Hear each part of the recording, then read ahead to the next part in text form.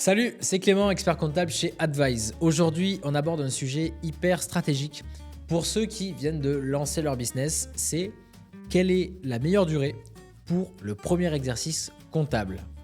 Tu vas voir que c'est pas un choix anodin. Même à ce niveau-là, il y a matière à réflexion pour optimiser. Je t'explique tout à travers des exemples chiffrés. Alors pour démarrer, je rappelle qu'un exercice comptable, c'est la période durant laquelle sont comptabilisées toutes les opérations financières de ton entreprise et la fin de l'exercice comptable va déclencher l'obligation de déclarer le résultat d'exercice auprès des impôts. Généralement, un exercice dure 12 mois et coïncide avec l'année civile, soit du 1er janvier au 31 décembre. Mais pour le premier exercice, c'est-à-dire l'exercice qui suit la création de ta société, eh bien, tu vas avoir la possibilité de choisir sa durée. Ce premier exercice, il peut donc être inférieur à 12 mois, égal à 12 mois ou bien supérieur à 12 mois, sans pour autant pouvoir dépasser 24 mois maximum. Donc tu peux jouer en fait sur cette durée d'exercice, mais ne le fais pas au hasard. On va démarrer par l'exercice court, c'est-à-dire l'exercice inférieur à 12 mois. Imagine tu crées ton entreprise en mai.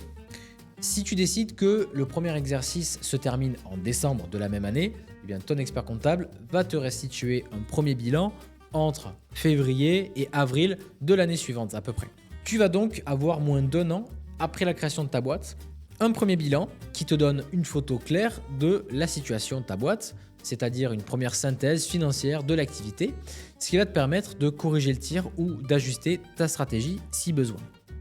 Alors après, n'oublie pas que tu peux aussi demander à ton expert comptable une situation comptable à une date donnée si tu en as besoin. C'est un travail supplémentaire qui fera certainement l'objet d'une facturation complémentaire par le cabinet, mais ça peut être utile dans certains cas. Donc sache tout simplement que c'est une possibilité. Tu vas également avoir intérêt à choisir un exercice court dans le cas où tu prévois de réaliser dès les premiers mois d'activité un bénéfice et que tu souhaites te verser des dividendes. Le fait de clôturer l'exercice, en fait, va te donner le droit de te verser des dividendes dès le début de l'année suivante, lorsque ton expert comptable aura déterminé le résultat d'exercice. Un inconvénient avec un exercice court, eh bien, ça va concerner la franchise en base de TVA. Pour rappel, le seuil à ne pas dépasser pour bénéficier de la franchise en base de TVA, c'est 25 000 € de chiffre d'affaires annuel depuis le 1er juin 2025. Et ce qu'il faut savoir, c'est que le compteur est remis à zéro après chaque clôture d'exercice.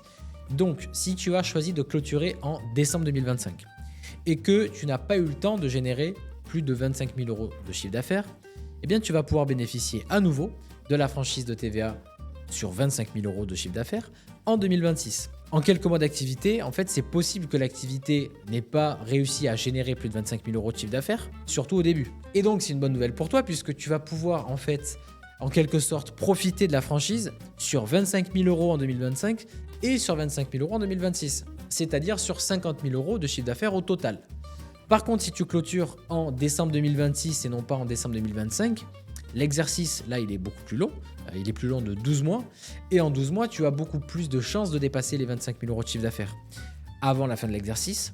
Donc, tu n'auras profité de la franchise de TVA que seulement sur 25 000 € et non pas 50 000.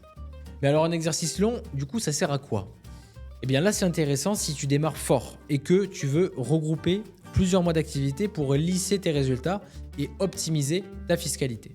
Alors, les avantages du côté de l'exercice long, eh bien d'abord, ça va être si ton activité met du temps à décoller, eh bien un exercice long va te permettre de compenser un démarrage mou avec des mois qui vont suivre et qui seront plus rentables. Donc, ça te permet de ne pas avoir un premier bilan avec un résultat négatif.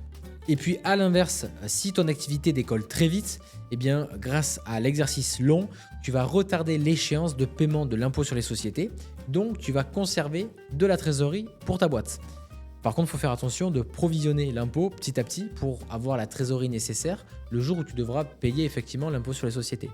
Je te donne un exemple. Disons que tu lances ton entreprise toujours en mai 2025 et que tu décides de faire un exercice comptable court, c'est-à-dire clôturé en décembre 2025. Tu vas devoir payer l'impôt sur les sociétés en mai 2026. Mais si tu choisis de clôturer en décembre 2026, cette fois-ci, tu ne payes pas d'impôt sur les sociétés avant mai 2027. Donc ça te permet de conserver de la trésor pendant 1 an de plus. C'est donc malin si tu veux maximiser ta trésorerie, surtout au début, pour la réinvestir dans ton activité et grandir plus vite. Mon conseil, c'est que dans tous les cas, tu dois prendre le temps d'en discuter avec ton expert comptable puisque c'est parfois une décision qui peut avoir un impact sur ton démarrage. Si tu as besoin d'échanger à ce sujet, eh bien, clique sur le lien dans la description de la vidéo et réserve un créneau pour qu'on en discute tout simplement ensemble. Je te dis à très vite pour de nouvelles astuces. Salut!